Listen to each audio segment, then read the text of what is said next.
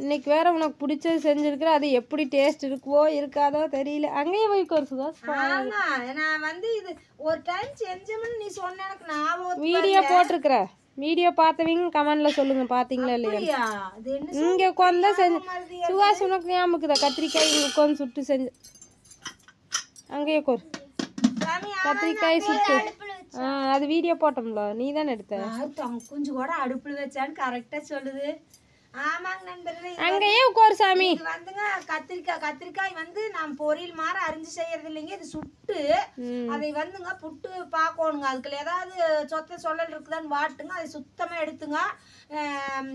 வெங்காயம் மிளகாய் போட்டு நல்லா தாளிச்சுட்டு அதுக்குள்ள போட்டு கொஞ்சமா அளவா புளி போட்டு உப்பு போட்டு நல்லா களையணுங்க. அதை கத்திரிக்காய் பச்சடின்னு எங்க அம்மா எனக்கு சின்ன வயசுல நிறைய டைம் சுட்டு கொடுக்க பேரு. நல்லா அருமையான நல்ல காயா இருந்துச்சுன்னா எங்க அம்மா உடனே அந்த அது அடுப்புல வச்சு வாட்டி நல்லா தொப்பையெல்லாம் தோலை வறண்டு அதை அக்கட்ட உரிச்சு எரிஞ்சிட்டு அந்த மாதிரி செய்யுங்க.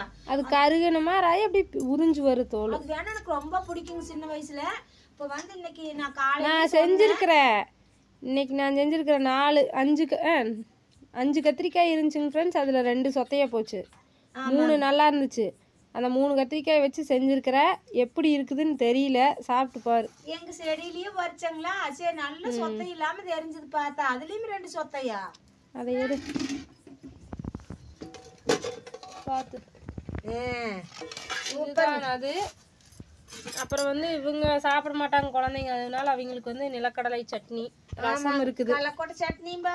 இது வந்து லைட்டா வச்சு சூடான சாப்பாடுக்கு சாப்பிட்டா போதும். கொஞ்சமா தான் போட்டு சாப்பிடணும், அப்பதான் நல்லா இருக்கு. அதனால கொஞ்சமா இருந்தாவே போதுன்ட்டு வச்சுட்டேன். அவங்க அப்பா வந்து இல்ல ரொம்ப கம்மியா போட்டு கம்மியா இருக்குதுன்னு சொல்லுவாங்கல்ல, இருந்தாலுமே அது போதுங்கிற நான். இது கொஞ்சமா போட்டாவே எல்லா சாப்பாட்டுக்கும் சரியா இருக்கு. அதாவது புளி சட்னி எப்படி கார சட்னி செஞ்சு லைட்டா பசஞ்சு சாப்பிடுவாங்க, அது மாதிரி இங்க காட்டு. அது கத்திரிக்காய் பார்த்தோன்னு இது என்ன இப்படி இருக்குது ஐயா அப்படிங்குது.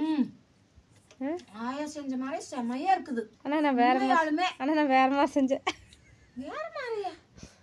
அதுல வந்து நெருப்புல வந்து இந்த கத்திரிக்காய் வாட்டிட்டுனா தக்காளி ஒன்று வாட்டிட்டு பூண்டையும் அதுலயே சுட்டுட்டு மிளகாயும் சுட்டுட்டு